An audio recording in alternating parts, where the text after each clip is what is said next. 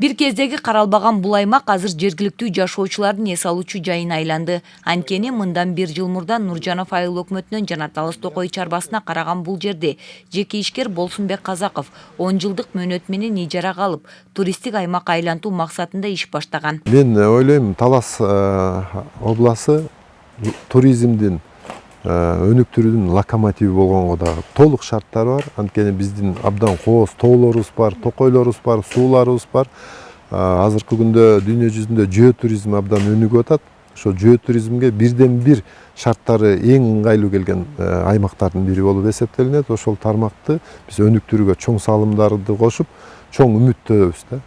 Учурда Талас Токойунун бул аймагына ийне жалбырактуу Карагайдан 100дөн ашык жаш көчөттү отургузуп, атайын эс алуучулар үчүн этно шаарча курууда. Мындан тышкары чет өлкөдөн келе турган туристтерге дагы ыңгайлуу шарт түзүү максаты бар. Учурда 15 адамды туруктуу иш менен да камсыз кылган. Этно шаарча курулуп ишке берилсе, иш орундары дагы көбөйөт. Президенттин Талас областынын дагы өкүлчүлүктүн аппараты менен биргеликте биз ошо балык чарбасын ачканда бекер окутуучу борборунду ачканбыз. Бүгүнкү күндө ошол окуу борборунун жыйынтыгы менен бир 20дан ашык чарба ачылды, дагы бир 20дай ачылабыз деп турат. Ошол эле учурда бизде 100дөн ашык жаран окуп кетти. Азыр аларды дальше ошол окутуп атабыз. Кудай кааласа бул сан дагы 2 эселеп 3 эселеп өсөт деген үмүттөмүн. Ишкер эколог адистер менен кеңешип Токойду жаш көчөттөр менен кураган тал теректердин ордун жаңыртуу максатында болгон аракетин жумшоодо. Талас чергесине келген эс алуучулар биринчи кезекте мейманканадан кыйналат.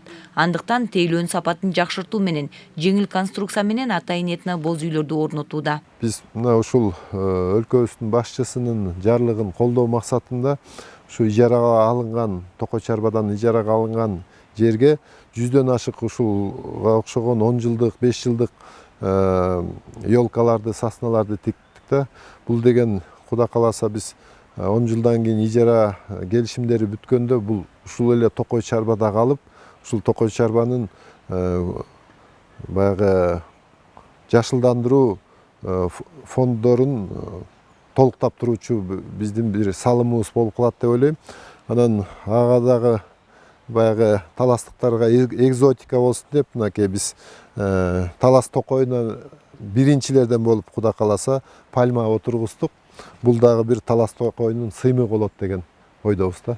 Ошондой эле бул балык чарбада ишкерлерди окутуу жагы да каралган. Учурга чейин 100дөн ашык жаран балык чарбасын өнүктүрүү максатында атайын акысыз окуудан да өтүшкөн. Облус чегинде 20дай балык чарбасы ачылып, жумуш орундары түптөлүүдө. Андыктан этно шаарча курулуп баштаганда ишкерлердин аракетин жергиликтүү бийлик дагы ар тараптан колдоого алууда. Ишкерлик жүргүзөм деп келген ишкер менен ага бут тосуулар болбосун. Ага мүмкүн болушунча тескерисинче баягында жардам бергиле деген тапшырмаларыбыз бар. Биз ошонун үстүндө иш алып барып атабыз. Анан могу азыр биз турган жер Талас районунун Нуржанов айыл аймагына тиешелүү жер.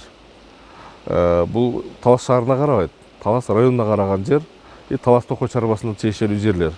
Уруксат кагаздарын тиешелүү мекеме уюм ишканалардан уруксат берүүчү мекемелердин баардыгынан кагаздарын алып, баардыгын мыйзам чегинде ишкерлигин жүргүзүп аткан ишкер.